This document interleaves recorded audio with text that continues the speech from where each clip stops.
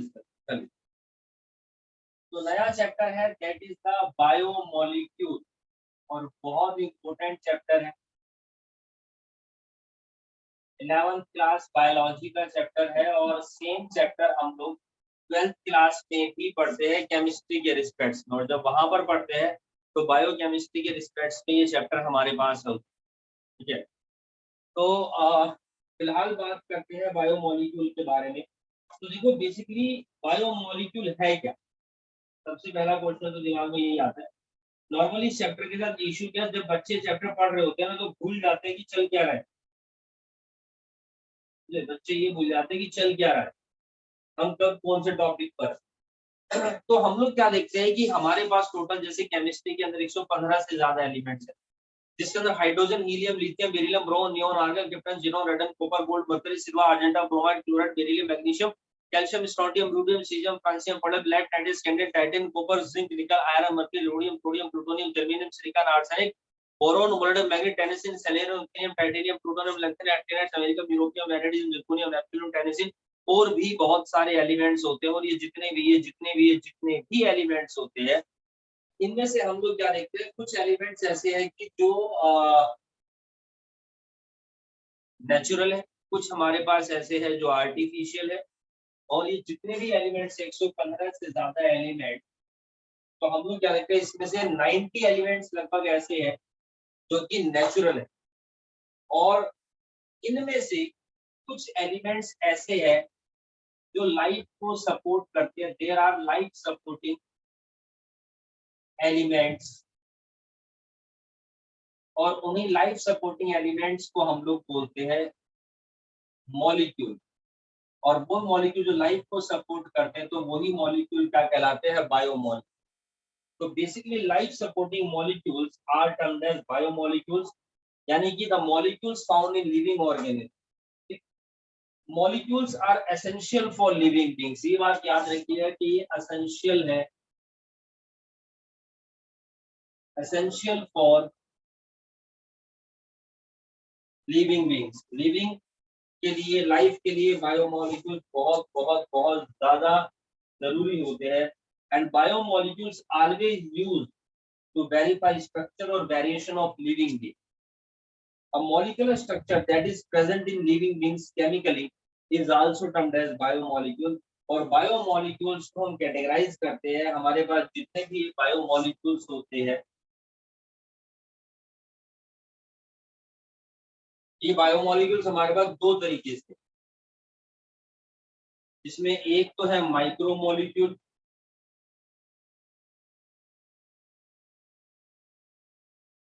और दूसरे हमारे पास मैक्रोमोलिक्यूल।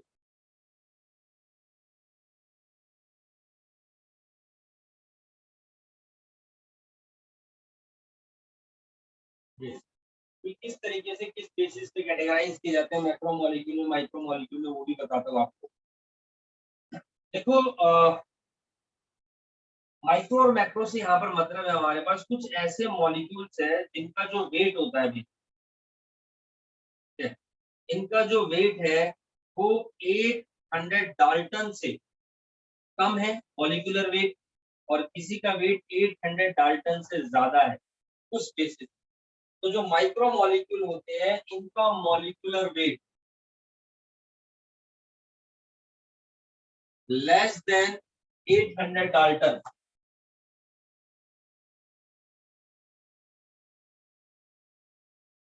वो माइक्रो मॉलिक्यूल है। कहीं कहीं किसी किसी बुक के अंदर 1000 भी है, कोई दिक्कत नहीं है। और यहाँ पर मॉलिक्यूलर वेट हम देखते हैं कि मोर देन 800 से ज्यादा होता है हमारे पास मॉलिक्यूलर वेट जो है,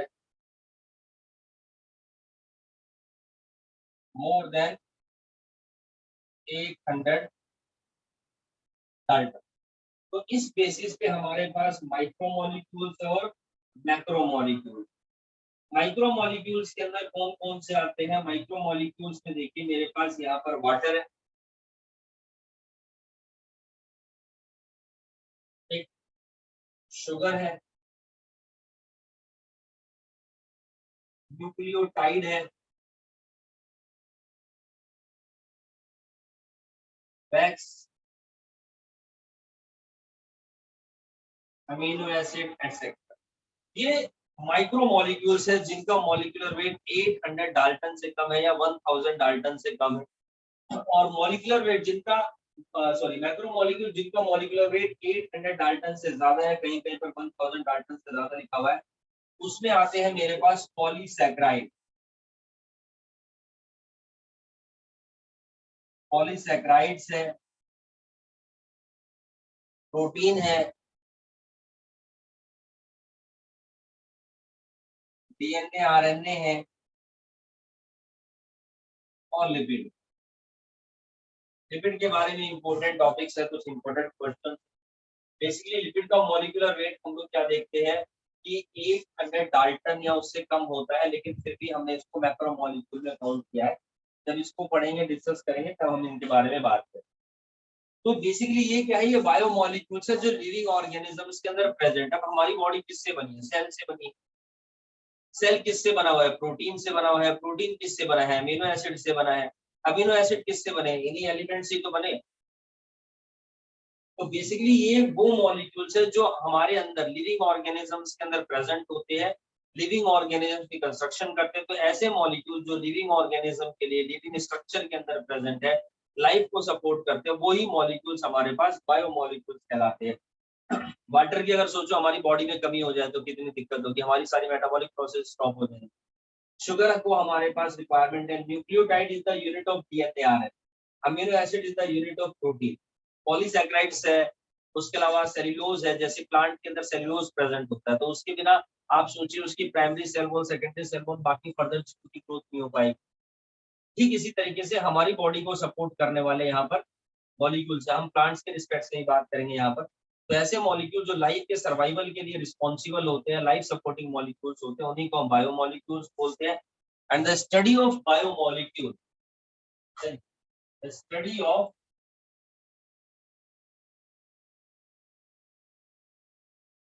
biomolecule is termed as biochemistry.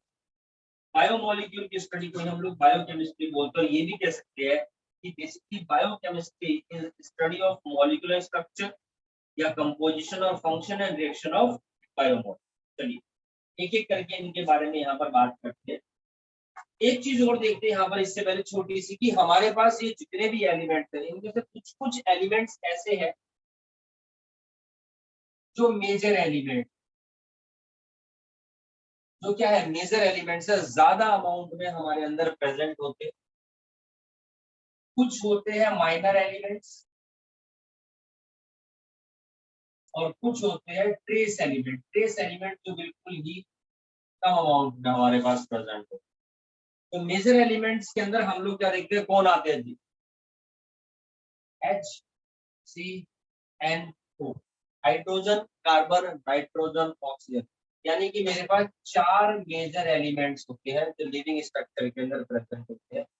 Minor elements के बारे में बात करते हैं तो लगभग लगभग मेरे पास 9 माइनर एलिमेंट, जिसके अंदर आते हैं जो आयंस की फॉर्म में होते हैं। कैल्शियम, मैग्नीशियम, कैल्शियम है यहाँ पर हमारे पास जो आयंस की फॉर्म में प्रेजेंट है। मैग्नीशियम है, सोडियम है, पोटेशियम है, ये मेजर आपने जनरली सुनी है इनके बारे में हमारे पास। सल्फर है, फॉस्फोरस है, ठीक है जी। ये हमारे पास क्या है, कुछ minor element. Now there are some trace element. Trace elements के बारे में जब बात करते हैं तो हमारे पास लगभग लगभग 12 ट्रेस एलिमेंट्स है। ट्रेस एलिमेंट्स जो होते हैं जो एक्टिवेटर की तरह काम करते हैं, zinc, boron, molybdenum, manganese, etcetera. ठीक, चलिए। तो यहाँ पर हम लोग क्या देखते हैं, ये सारे एलिमेंट्स लाइफ के अंदर प्रेजेंट है। और कैसे पता चला कि लिविंग स्ट्रक्चर किन किन मॉलिक्यूल से, किन किन चीजों से मिलकर के बनी हुई है? तो साइंटिस्ट थे, उन्होंने एक एक्सपेरिमेंट करा। उन्होंने क्या किया, एक प्लांट का पीस लिया और एक एनिमल टिश्यू का पीस लिया अपने एक्सपेरिमेंट्स के लिए। और उन्होंने जो पेस्टल मोर्टर होता है ना, जिसमें चटनी बनाते हैं, समथिंग लाइक दैट, या मिक्सर के अंदर, उसको पूरा का पूरा उसके अंदर क्या किया जी, उसको ग्राइंड किया। तो इन्होंने बेसिकली टिश्यू लिया, प्लांट टिश्यू और एनिमल टिश्यू। ठीक है, जब उन्होंने उसको ग्राइंड किया और ग्राइंड करने के बाद उसमें ऐड करा इन्होंने एक एसिड। ठीक है, उन्होंने एक एसिड इसके अंदर ऐड करा, that is dilute trichloro acetic acid. इन्होंने डाइल्यूट ट्राइक्लोरो एसिटिक एसिड यहाँ पर यूज किया, उसके अंदर मिक्स कर दिया ये सारी चीज। ठीक है, और इसके अंदर मिक्स करके उन्होंने क्या किया भैया, यहाँ पर स्लरी बना ली। अब ये मेरे पास टेस्ट ट्यूब ली। ठीक है, और यहाँ पर हम लोगों ने इसके अंदर जो है कीप डाल दी इस तरीके से जो है, और ये सारी स्लरी ली किसके अंदर, ये फिल्टर पेपर में। ठीक है, ये स्लरी इन्होंने यहाँ पर कहाँ डाल दी बच्चों, इन्होंने फिल्टर पेपर के अंदर डाल दी। अब यहाँ पर इसी को क्या बोला गया दोस्तों, देखो जब इन्होंने स्लरी को यहाँ पर इन्होंने फिल्टर किया, ठीक है, तो जो भी चीजें एसिड के अंदर डिसॉल्व हो गई थी वो सारी की सारी नीचे आ गई। कुछ मॉलिक्यूल्स ऐसे थे जो एसिड के अंदर डिसॉल्व हो गए, तो वो मेरा कहलाया यहाँ पर नीचे आ गया फिल्टर होकर के एसिड सॉल्यूबल पूल। समझे, जिसके अंदर एसिड सॉल्यूबल पूल आया, तो मैंने इसको जब मॉनिटर किया तो इसके अंदर सिंपल शुगर मिली, न्यूक्लियोटाइड मिली, न्यूक्लियोसाइड मिले, अमीनो एसिड्स हमारे को यहाँ पर देखने को मिले। ठीक, और यहाँ पर कुछ एलिमेंट्स ऐसे थे जो ऊपर ही रह गए, वो कहलाए मेरे पास एसिड इनसॉल्यूबल पूल, यानी जो डिसॉल्व नहीं हुए। उसके अंदर हमारे को प्रोटीन देखने को मिला, पॉलीसैकेराइड्स है, डीएनए है, आरएनए है। यानी अगर ध्यान से देखें तो ऊपर जितने भी मॉलिक्यूल मिले एसिड इनसॉल्युबल पूल में, वो सारे मैक्रो मॉलिक्यूल थे, और एसिड सॉल्युबल पूल के अंदर जो हमारे को मॉलिक्यूल्स मिले थे वो माइक्रो मॉलिक्यूल। कैसे पता चला, क्योंकि इनका जो मॉलिक्यूलर वेट था वो 800 डाल्टन से यहाँ पर कम था, और इनका जो मॉलिक्यूलर वेट था वो 800 डाल्टन से ज्यादा था। सिर्फ एक एक्सेप्शनल केस था लिपिड को अगर मैं बात, ठीक है जी, एक्सेप्ट लिपिड।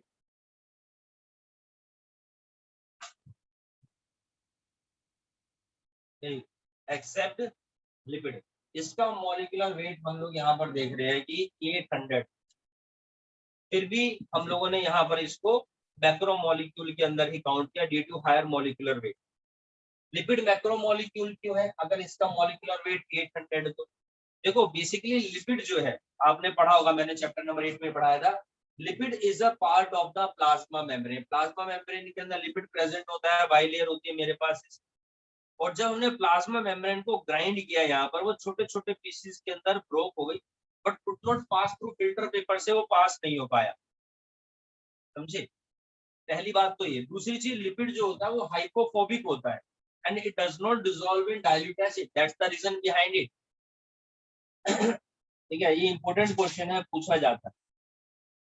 तो हम लोग, ये हमारे पास कनेक्शन आ गया, तो हमने क्या देखा कि लिविंग ऑर्गेनिजम्स के अंदर ये सारी चीजें प्रेजेंट है, प्लांट टिश्यू में, एनिमल टिश्यू में इस तरह के मॉलिक्यूल्स है, और हम जो है ये पहले आइडेंटिफाई कर चुके थे कि लिविंग ऑर्गेनिज्म के अंदर भी यही सेम मॉलिक्यूल्स है, जिनमें से कुछ कुछ ज्यादा अमाउंट में, कुछ कुछ कम अमाउंट में है। अब यही सारे मॉलिक्यूल कहाँ से आए, जो नॉन लिविंग स्ट्रक्चर होती है, इवन अर्थ क्रस्ट के अंदर भी ये सारी चीजें प्रेजेंट है, वहां पर इनकी कंपोजिशन कम होती है, हमारे अंदर ज्यादा होती है, रेशो के रिस्पेक्ट, वॉल्यूम के रिस्पेक्ट से मत उसको मेजर करना।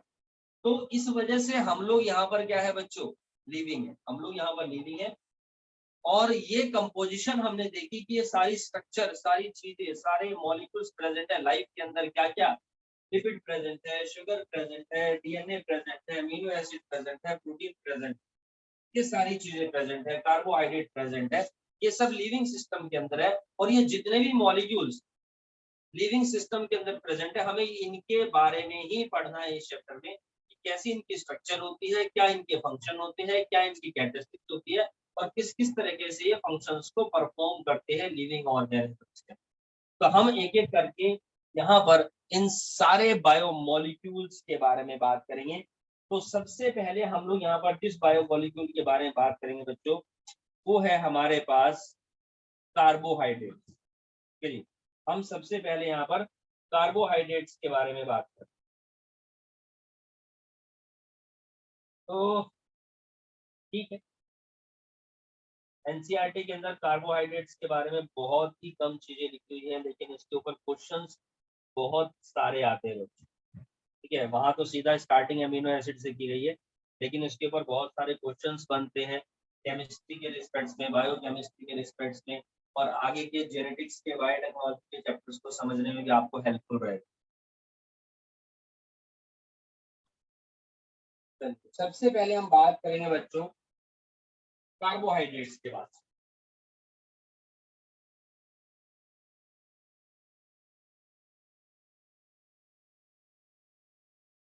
तो काफी इंपॉर्टेंट मॉलिक्यूल है हमारे पास ये वाला। चलिए, और इसका जो टेस्ट होता है आपको पता है, स्वीट होता है, मीठा होता है। कार्बोहाइड्रेट्स को ही बेसिकली बोला जाता है सैकराइड। ये वर्ड आप पढ़ा हुआ देखेंगे, सैकराइड्स, मोनोसैकराइड, डाइसैकराइड्स, पॉलीसैकराइड। ठीक, जनरल फार्मूला कार्बोहाइड्रेट्स का, जो जनरल फार्मूला होता है वो है हमारे पास CnH2n OH। CnH2n OH। For example अगर मैं कहता हूँ यहाँ पर कि कार्बन 1 है, तो ये क्या हो जाएगा, 2 × 1 O1। Got it? यानी कि ये बन जाएगा मेरे पास CH2O। ओके, तो बेसिकली अगर हम ध्यान से देखें तो यहाँ पर हुआ क्या है, यहाँ पर ये हुआ है कि जो वाटर है वो कार्बन के साथ अटैच हुआ है।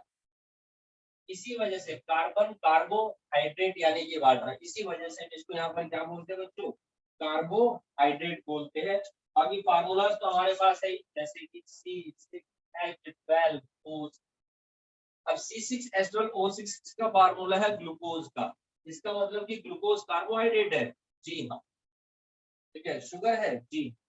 तो हमारे पास डिफरेंट टाइप्स ऑफ कार्बोहाइड्रेट्स होते हैं, टाइप्स ऑफ कार्बोहाइड्रेट।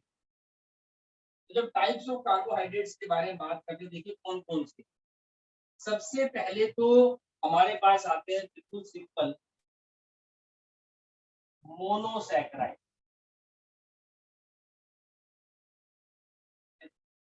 मोनोसैकराइड्स इसकी सबसे पहले कैटेगरी है, यानी कि स्मॉलेस्ट पार्ट ऑफ सैकराइड्स जो है मोनोसैकराइड्स होते हैं। और मोनोसैकराइड्स को ही हम लोग यहाँ पर शुगर बोलते हैं। ठीक है जी, मोनोसैकराइड्स को यहाँ पर शुगर बोला जाता है। और इसके अंदर कार्बन नंबर 3 to 7, जो कार्बन नंबर होते हैं 3 से लेकर के 7 तक होते हैं। यानी कि 3 कार्बन वाला कंपाउंड, 4 कार्बन वाला कंपाउंड, 5 कार्बन वाला कंपाउंड, जैसे मेरे पास 6 कार्बन वाला कंपाउंड है C6। ठीक है जी, तो ये भी हमारा क्या कहलाता है, ये भी मोनोसैकराइड्स में काउंट होता है। तो कार्बन नंबर 3 से लेकर के 7 तक होते हैं, ये सब मोनोसैकराइड्स के अंदर काउंट होते हैं। ठीक है, ये देखिए जैसे कि 3 कार्बन वाला एक होता है हमारे पास। ठीक है, 4 कार्बन वाला, 5 कार्बन वाला, 6 कार्बन वाला, 7 कार्बन वाली जो शुगर होती है। अब 3 कार्बन वाली शुगर को ही हम लोग बोलते हैं ट्रायो शुगर। 4 कार्बन वाली शुगर को हम लोग यहाँ पर बोलते हैं बच्चों टेट्रोज शुगर। फार्मूला बनाना बहुत आसान है जनरल फार्मूला के हिसाब से। 5 कार्बन वाली शुगर कहलाती है पेंटोज शुगर। ये इंपॉर्टेंट है क्योंकि 5 कार्बन वाली शुगर का एग्जांपल तो मैं आपको नाम है राइबोज। तो राइबोज बेसिकली एक तरीके की पेंटोज शुगर होती है जो डीएनए आरएनए में प्रेजेंट होती है। RNA ribo nucleic acid, DNA deoxy ribo nucleic acid, तो वो यही है पेंटोज शुगर होती है। यानी कि डीएनए के अंदर डीएनए 3 चीजों से मिलकर बना था, उसमें से एक चीज शुगर होती है, और वो कौन सी शुगर होती है? Pentose sugar. 6 कार्बन वाली जो शुगर होती है बच्चों, वही हमारे पास हेक्सोज शुगर होती है, जिसका जनरल फार्मूला है C6H12O6, और इसी का क्या नाम है? ग्लूकोज। तो हेक्सोज शुगर का नाम ग्लूकोज है, पेंटोज शुगर का नाम यहाँ पर क्या है बच्चों? पेंटोज शुगर का नाम यहाँ पर राइबोज है। फार्मूला बन जाएगा C5H10O5। टेट्रोज शुगर का फार्मूला बन जाएगा C4H8O4। ट्रायोज शुगर का C3H6O3। ठीक है, इसी तरीके से हमारे पास हेप्टोज शुगर होती है, 7 कार्बन वाली जो शुगर है वो हेप्टोज शुगर होती है। हेप्टोज शुगर का फार्मूला यहाँ पर क्या हो जाएगा जी? C7H14O7। तो यानी कि जिस शुगर के अंदर 3 कार्बन से लेकर के 7 कार्बन होते हैं वो सिंपल शुगर होती है, वो मोनोसैकेराइड्स होती है, जो कार्बोहाइड्रेट्स की टाइप होती है हमारे।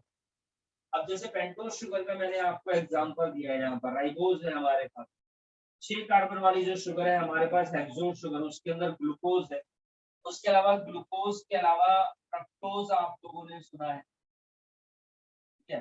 तो ग्लूकोज फ्रक्टोज क्या है? कुछ नहीं है, एक दूसरे के डेरिवेटिव ही है। गैलेक्टोज है, मैनोज है,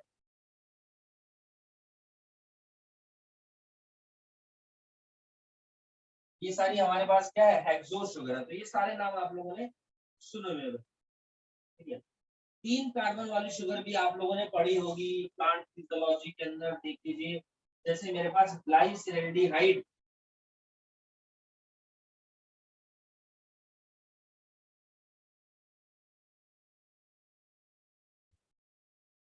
ये 3 कार्बन वाली शुगर होती है। इसके अलावा डाईहाइड्रोक्सी एसीटोन,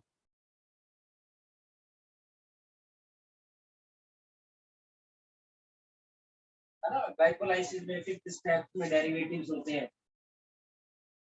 4 कार्बन वाली शुगर है इराइथ्रोज, तो ये हमारे पास टेट्रोज शुगर है। पेंटोज शुगर मैंने आपको बता दिया, यहाँ पर हेक्सोज शुगर मैंने आपको बता दिया। हेप्टोज शुगर का नाम है सीडोहेप्टुलोज। तो ये सारी की सारी मेरे पास क्या है भैया? मोनोसैकेराइड्स होती है। चलिए, 5 कार्बन वाली राइबोज हो गई, डीऑक्सीराइबोज हो गई, तो डीएनए में है। राइबोज मेरे पास आरएनए में प्रेजेंट होती है, और जाइलोज है, ऑडिट। तो ये हमारे पास क्या है? ये सारे के सारे जो है क्या है भाई? ये सारे के सारे शुगर।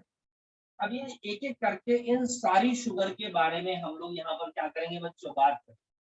तो सबसे पहले जो सबसे मोस्ट कॉमन है हम उसी के बारे में बात करेंगे, बाकी सबके बारे में हमें इतनी बात नहीं करनी है। हम बात करेंगे यहाँ पर सबसे पहले ग्लूकोज के बारे में, जो हमारे पास हेक्सोज शुगर है, जिसका जनरल फार्मूला है C6H12।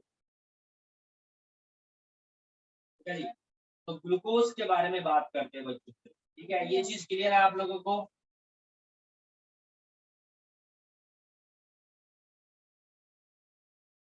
देखिए, हम लोग यहाँ पर बात करते हैं बच्चों ग्लूकोज के बारे में।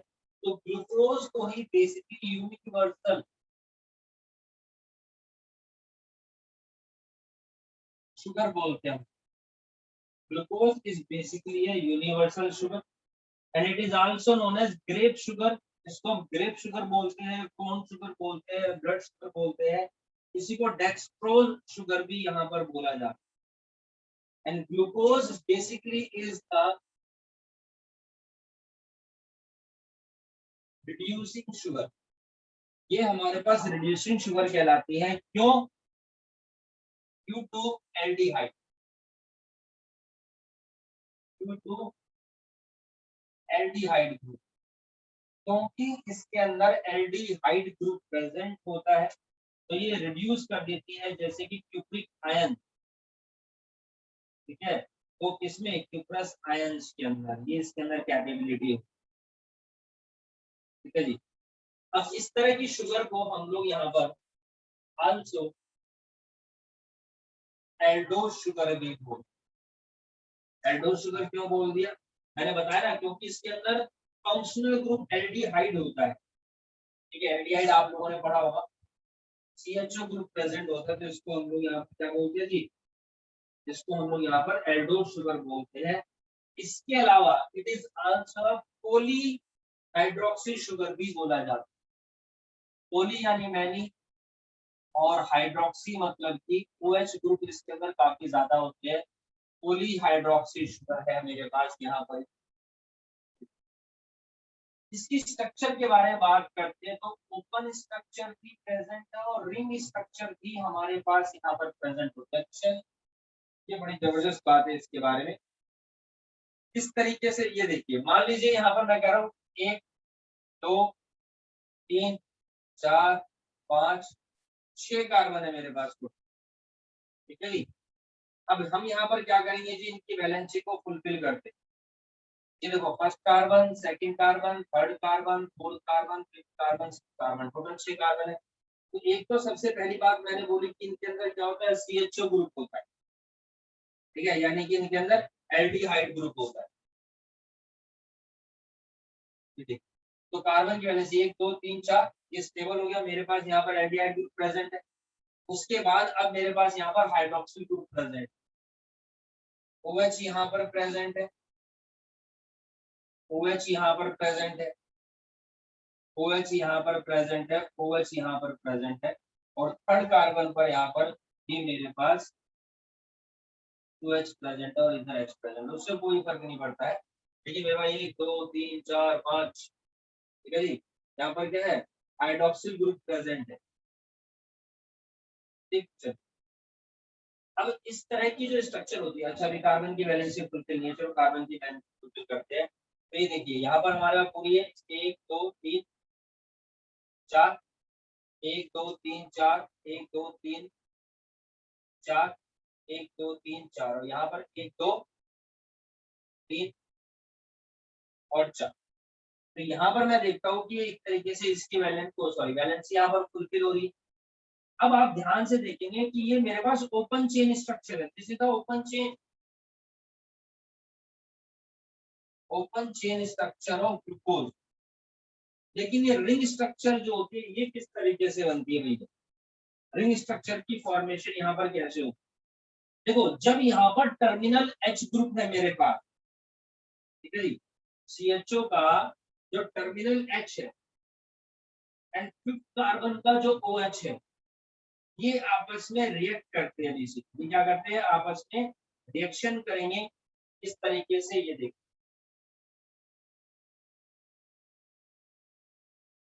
ये और जब ये दोनों आपस में रिएक्शन करते हैं तो क्या होता है, वाटर मॉलिक्यूल्स की फॉर्मेशन हो जाती है। यहाँ पर क्या होता है, there is a water molecule formation, और ये वाटर मॉलिक्यूल यहाँ से डिहाइड्रेट हो जाता है, यानी कि there is a moiety of water molecule. और जब ये हट जाएगा तो मैं क्या देखता हूँ कि इसकी स्ट्रक्चर जो है वो बेसिकली रिंग स्ट्रक्चर बन जाएगी।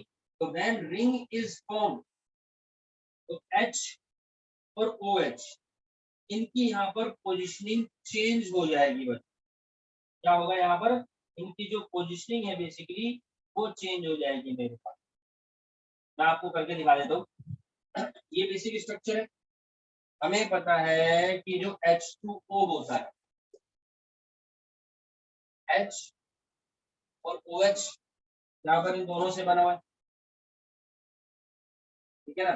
तो अब बेसिकली क्या होगा कि जब यहाँ पर हमारे पास ये हट जाएगा तो अब क्या होगा, पोजिशनिंग चेंज होगी। पोजिशनिंग चेंज किस तरीके से होगी ये देखिए।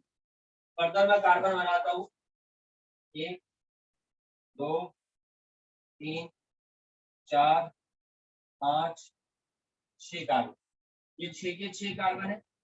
ठीक, सेकंड कार्बन पर मेरे पास OH ये रहा।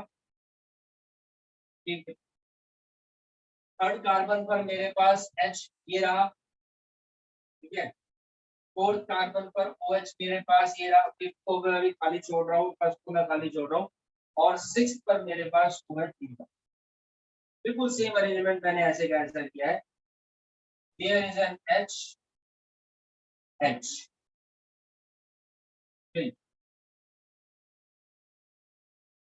H OH, ठीक है, और सेकंड कार्बन पर यहाँ पर H। जो फर्स्ट कार्बन है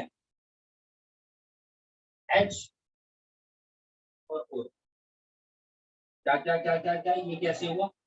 मैं बताओ, जो फिफ्थ कार्बन है, जब देखो यहाँ पर वाटर मॉलिक्यूल OH और H हट गया, चलिए अब ये वाला जो H है वो यहाँ पर अटैच हो जाता है मेरे पास, और इसकी स्ट्रक्चर चेंज होती है। मतलब कैसे? देखो, ऑक्सीजन जो होता है यहाँ पर, इन दोनों के बीच में बेसिकली क्या होता है, फिफ्थ कार्बन ये रहा और फर्स्ट कार्बन ये रहा, और यहाँ पर आ जाता है मेरे पास एल्डिहाइड का जो, तो ये तो बचा ही हुआ है H और OH हटा। अब ये जो O है इसके साथ फिफ्थ कार्बन का अटैचमेंट है दोनों तरफ से। तो बेसिकली जो O है ऑक्सीजन है, शेयर इलेक्ट्रॉन, कार्बन जो है फर्स्ट कार्बन के इलेक्ट्रॉन को और फिफ्थ कार्बन के इलेक्ट्रॉन्स को क्या करता है, ये शेयर करता है, जिसकी वजह से दे कम क्लोजर, ये एक दूसरे के क्या आ जाते हैं जी, यहाँ पर पास में आ जाएंगे, ठीक है, they are come closer, got it. और उसके बाद फॉर्मेशन हो जाती है मेरे पास यहाँ पर रिंग स्ट्रक्चर की। रिंग स्ट्रक्चर का मैं आपको यहाँ पर बना करके दिखा देता हूँ, ये देखिए रिंग स्ट्रक्चर मेरे पास किस तरीके से बनेगी बच्चों।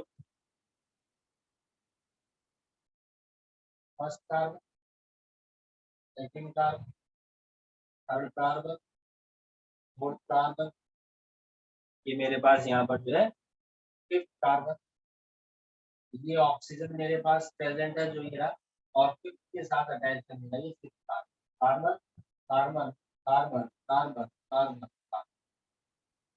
ठीक है, वैलेंसी पूरी कर देती है ठीक इसी तरीके से जैसे यहाँ पर ये है। तो सेकंड कार्बन के साथ क्या है, H और OH, तो H OH। थर्ड कार्बन के साथ है मेरे पास यहाँ पर इधर में H और OH, इस वाले के अंदर OH यहाँ है और H यहाँ पर। फोर्थ कार्बन ये देख लीजिए, H OH, 1 2 3 4 वैलेंसी यहाँ पर भी इसकी फुलफिल हो रही है, ठीक है। जो फिफ्थ कार्बन है मेरे पास यहाँ पर 1 2 3, ठीक है जी, और ये 4, इसकी वैलेंसी पूरी हो गई। जो सिक्स्थ कार्बन है H OH और H, ये देखिए बिल्कुल as it is. So there is a formation of ring structure, और यही मेरे पास क्या कहलाते हैं बच्चों, हेक्सागोनल, जी, जहां पर मैं देख रहा हूं कि 5 कार्बन, ठीक है जी, और 1 ऑक्सीजन, जो रिंग बनी है उसमें 5 कार्बन है और 1 ऑक्सीजन है, छठा कार्बन तो रिंग से बाहर है। तो जो ऐसी रिंग होती है उसको हम बोलते हैं पायरेनोज रिंग। इस type of ring is called the pyranose ring. ये मेरे पास पायरेनोज रिंग स्ट्रक्चर कहलाती है, जहाँ पर 5 कार्बन और 1 ऑक्सीजन से मेरे पास रिंग स्ट्रक्चर बन गई। छठा कार्बन हमारे पास बाहर है, कोई दिक्कत ही नहीं है। So this is about the glucose. ये बात है बच्चों यहाँ पर ग्लूकोज के बारे में, ठीक है। तो basically during ring structure formation जो एल्डिहाइड ग्रुप होता है फर्स्ट कार्बन पर make a glycosidic bond with OH at fifth carbon. तो यहाँ पर ये जो बॉन्ड बना है बच्चों, ये ग्लाइकोसिडिक बॉन्ड कहलाता है, आगे ग्लाइकोसिडिक बॉन्ड भी आएगा। तो ग्लाइकोसिडिक बॉन्ड बनता है between the functional group of the same molecule, इसी को हम बोलते हैं hemiacetal bond, and this result in formation of pyranose ring, जिसकी वजह से यहाँ पर पायरेनोज रिंग की फॉर्मेशन हुई है। तो जो सबसे पहला मेरा मोनोसैकेराइड था, मोनोसैकेराइड बहुत सारे है, ग्लूकोज है, फ्रक्टोज है, ठीक है। तो हमने यहाँ पर ग्लूकोज फिनिश कर दिया है, और नेक्स्ट क्लास में हम लोग फ्रक्टोज करेंगे, देन उसके बाद पेंटोज शुगर करेंगे, ठीक है। तो हमारे मोनोसैकेराइड्स खत्म हो जाएंगे, फिर हम डाइसैकेराइड्स के बारे में बात करेंगे, फिर ट्राइसैकेराइड्स के बारे में बात करेंगे।